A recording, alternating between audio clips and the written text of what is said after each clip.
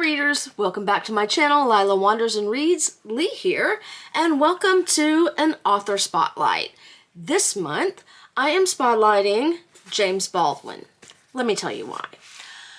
I started the month reading his novel, Giovanni's Room. It's on the shelf back there somewhere. And I read that after reading a book called Swimming in the Dark, which referenced Giovanni's Room quite often. I finished Giovanni's Room, and I wasn't sure how I felt about it. I hated the main character, David, but I still think about the book to this day, and what I really think about is Baldwin's writing style. Prior to this, I'd read one novel. We'll get to, not a novel. I'd read one piece of work by him. We'll get to that.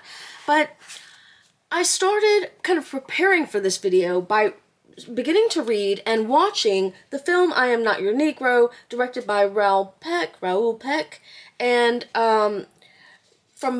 it's based on texts by Baldwin. I'll get to, left my glasses, damn it. I'll get to that in a minute. It's also narrated by Samuel L. Jackson. I loved it. But what I found in this book and the movie was a little bit different than how it was billed. To compose his stunning documentary film, I Am Not Your Negro, and it is stunning. I do highly recommend it. You can watch it for free on Tubi. Acclaimed filmmaker Raoul Peck mined James Baldwin's published and unpublished oeuvre, selecting passages from his books, essays, letters, notes, and interviews that are every bit as incisive and pertinent now as they have ever been. Weaving these texts together, Peck brilliantly imagines the book that Baldwin never wrote. In his final years, Baldwin had envisioned a book about his three assassinated friends, Medgar Evans, Malcolm X, and Martin Luther King Jr. His deeply personal notes for the project have never been published before. Peck's film uses them to jump through time, juxtaposing Baldwin's private words with his public statements, in a blazing examination of the tragic history of race in America. And that's what I got out of the film, and so far the book. I am about this far in. That it's not as much about Medgar, Malcolm, and Martin as it is about the history of race in America. And I am getting as much from reading this as I did from watching it, maybe a little bit more, because sometimes for me, things resonate when I both hear them and see them.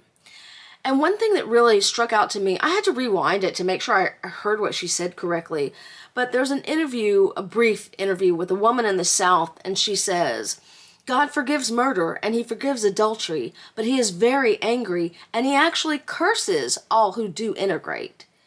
And that was just shocking to me to hear come out of someone's mouth. That's all I'm going to say about that. Anyway, I do recommend this. This is a fantastic read-along to watch with the movie, or to read while watching the movie, or after or before. So, when I realized that I couldn't stop thinking about James Baldwin, naturally I went out and bought quite a few books by him. The next one that I want to talk about is the book that he said he had to write if he was ever going to write anything else. And this is probably something I will read next, because, not next, but at some point in the near future, because while I love Baldwin's political work, I also like the novels and his storytelling style. In Go Tell It on the Mountain, I love this edition, by the way, James Baldwin's first major work was based in part on his own childhood in Harlem, with lyrical precision, psychological directness, resonating symbolic power, and a rage that is at once unrelenting and compassionate. Go Tell It on the Mountain chronicles a 14-year-old boy's discovery of the terms of his identity as the stepson of a minister of a Pentecostal storefront church in Harlem one Saturday in March in 1935. That was a long sentence. Baldwin's rendering of his protagonist's spiritual, sexual, and moral struggle towards self-invention opened new possibilities in the American language and in the way that Americans understood themselves. This was originally published in 1953, and it was his first novel I'm interested to read this, especially in comparison with Giovanni's Room. And a lot of David's, in my opinion, issue in Giovanni's Room is his self-hatred of his own gayness. So I'm really interested in reading this. Next up is a book that my local B&N said they did not have in stock, but I found it. And I bought this because of the last book that I'm going to talk about, which is coincidentally not by James Baldwin. But this is Notes of a Native Son. This, written during the 1940s and early 1950s, artist, activist, and social critic James Baldwin probes the complex condition of being black in America. With a keen eye, he examines everything from the significance of the protest novel to the motives and circumstances of the many black expatriates of the time. From his home in the Harlem ghetto to a sobering journey to Atlanta, which is actually mentioned, Journey to Atlanta is mentioned in I Am Not Your Negro because he goes down to Atlanta during the Civil Rights Movement. He also talks in the movie and the book about realizing he had been an expatriate in Paris and he had to come home. He didn't miss America, he missed his family, and he needed to participate in the Civil Rights Movement. So, this is essays. I do not know when I'll get to this. It will be sometime soon. In 2020, not long after the murder of George Floyd, I picked up a copy of The Fire Next Time by James Baldwin. This was a national bestseller when it first appeared in 1963, and it galvanized the nation and gave passionate voice to the emerging civil rights movement. It was a powerful evocation of James Baldwin's early life in Harlem and a disturbing examination of the consequences of racial justice. The Fire Next Time is an intensely personal and provocative document. It consists of 2 letters written on the occasion of the centennial of the Emancipation Proclamation that exhort Americans, both black and white, to attack the terrible legacy of racism. I remember very little about this. This is before I started tabbing. But what I did highlight in here was moving and makes me think. The last book that I want to talk about is one I have not read yet. I will read this sooner than Notes of a Native Son. But Notes of a Native Son was mentioned by Jessamine Ward in the intro of The Fire This Time.